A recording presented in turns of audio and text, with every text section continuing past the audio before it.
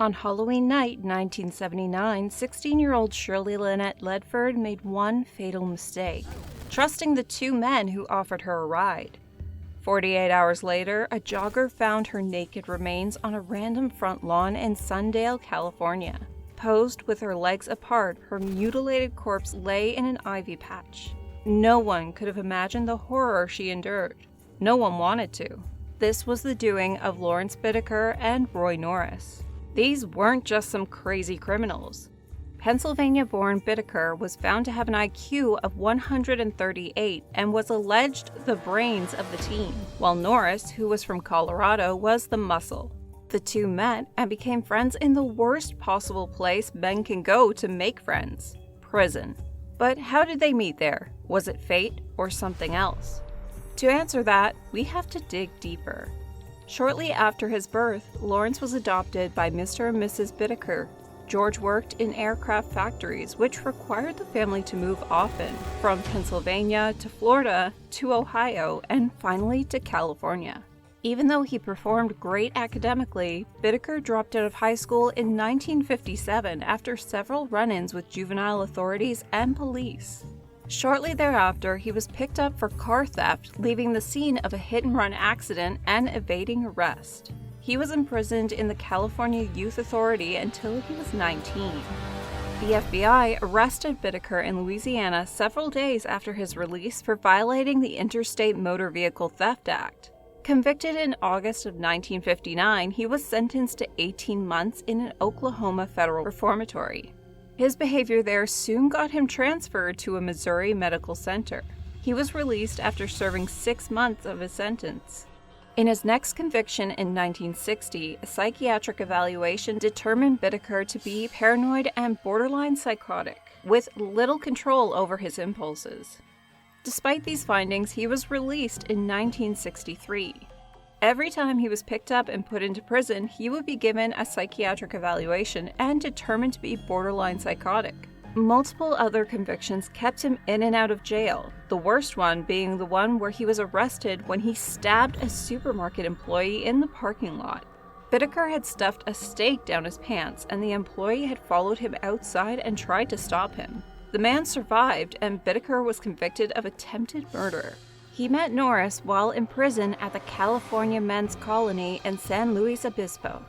He was given another psychiatric evaluation which rejected the borderline psychotic findings, saying instead that he was a classic sociopath. Another psychiatrist called Bittaker a sophisticated psychopath. Despite the psychiatrist's warnings, he was released in November of 1978 and moved to Los Angeles. Like Bittaker, at 17, Norris dropped out of school, but he joined the Navy. He spent most of his service stationed in San Diego and served 4 months in Vietnam. He was first arrested in November of 1969. 3 months later, out on bail before his trial, he was arrested again. He had tried to attack a woman in her home. Police arrived before he could harm her. At this point, Norris was discharged from the Navy for psychological problems. Things were about to get worse as Norris had a thing for hurting women. In 1970, he attacked a female student on the San Diego State University campus. Fortunately, the woman survived, and Norris was sent to a Atascadero State Hospital as a sex offender and spent 5 years there. When released, he was considered no longer a danger to others. Like all of his problems were magically gone, but they were not. Just 3 months out of jail, he attacked and sexually abused a 27-year-old woman. This time, he was sent to the California Men's Colony in San Luis Obispo. Don't the police get tired of arresting the same people again and again? While there, he met and befriended Bittaker. Norris claims Bittaker saved his life twice in prison, which bound him to Bittaker according to the prisoner's code. The two men shared sexually violent fantasies, which led to a deadly pact.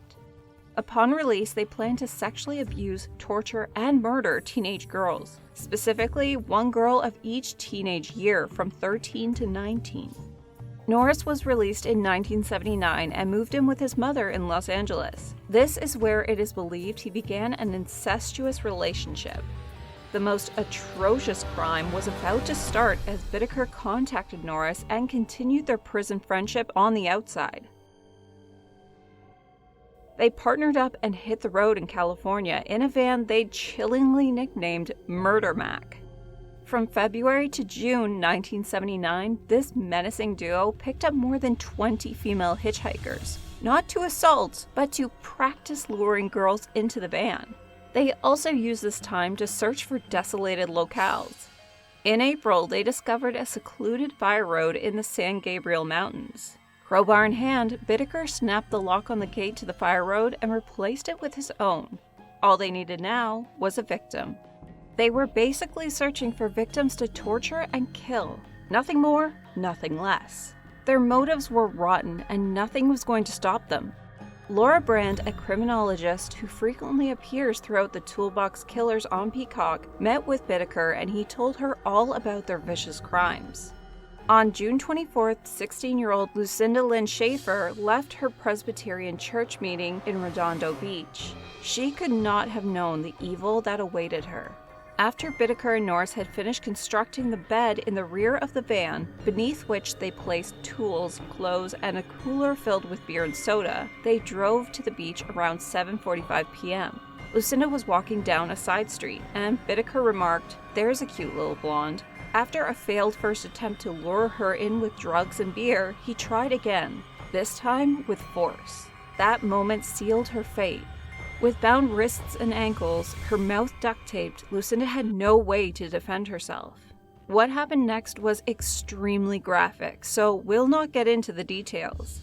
Just know there was a lot of puncturing, tearing off the skin, strangling, and use of tools like an ice pick and sledgehammer. Their ways of torture and killing were always the same. While Norris freaked out and puked in the first murder, Bittaker was unfazed. Norris and Bittaker rolled Lucinda's dead body in a plastic shower curtain and tossed her into a canyon where they expected wild animals to cover up their heinous act. Poor Lucinda wasn't alone. Between June and October of that year, the pair murdered 5 young women who ranged from the age of 13 to 18. Before murdering these girls, Bittaker and Norris brutalized them in calculated ways and often recorded the torture in what has been called acts of astonishing cruelty.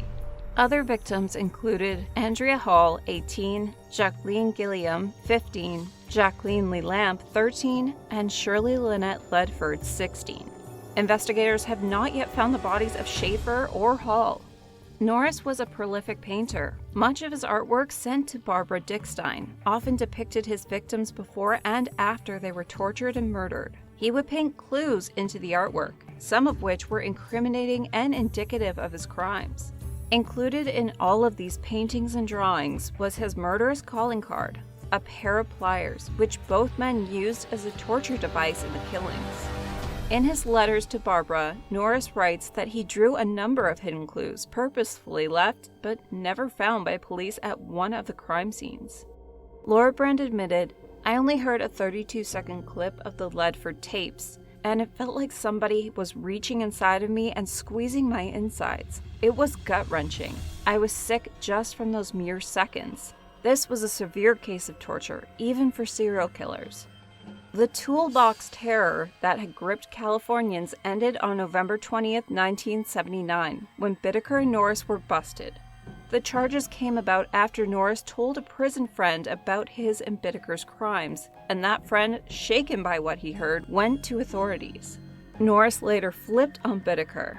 Norris agreed to plead guilty and testify against Bittaker to avoid facing the death penalty. In April 1981, he was sentenced to 45 years to life in prison. He was eligible for parole in 2009, but declined to attend. He therefore automatically deferred his parole eligibility for another 10 years.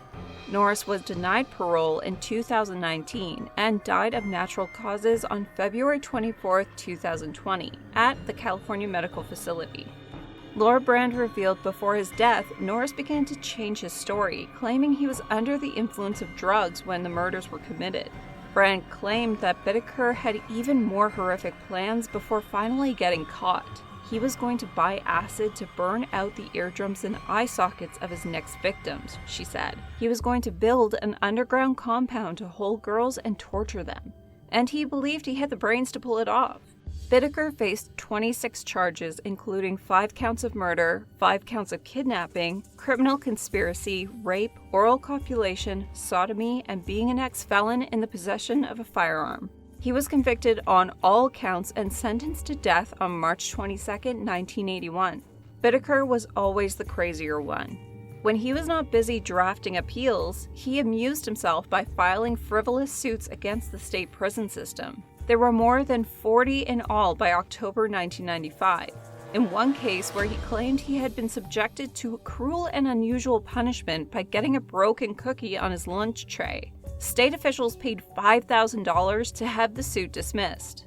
Before the state was granted summary judgment, they had to prove that Bittaker could skip his lunch and still survive by only eating breakfast and dinner.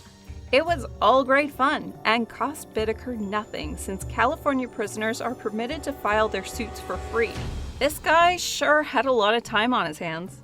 5 years before his death, Bittaker had begun talking to Mrs. Brand. The day she showed up, 7.5 months pregnant, Bittaker produced a map of the San Gabriel Mountains, pointing her to where the bodies of Andrea Hall and Shirley Ledford were located. Searches are still ongoing. In the weeks leading up to his death, Brand described Bittaker as frail and said he was crying over his impending death. She also shared that Bittaker was terrified of needles. This guy punctured teen girls' chests with an ice pick. And to think he's afraid of needles. What a world we live in. Both killers have met their maker and are probably paying for their heinous crimes. That's it for today, folks. We hope you enjoyed the video. What do you think about this true crime story? Do you think the Toolbox killers should have been subjected to more severe punishment? Let us know in the comments. Also, make sure to subscribe to this channel for your regular dose of whodunits. And don't forget to leave a like. Until then, stay safe, stay warm, and don't get any crazy ideas.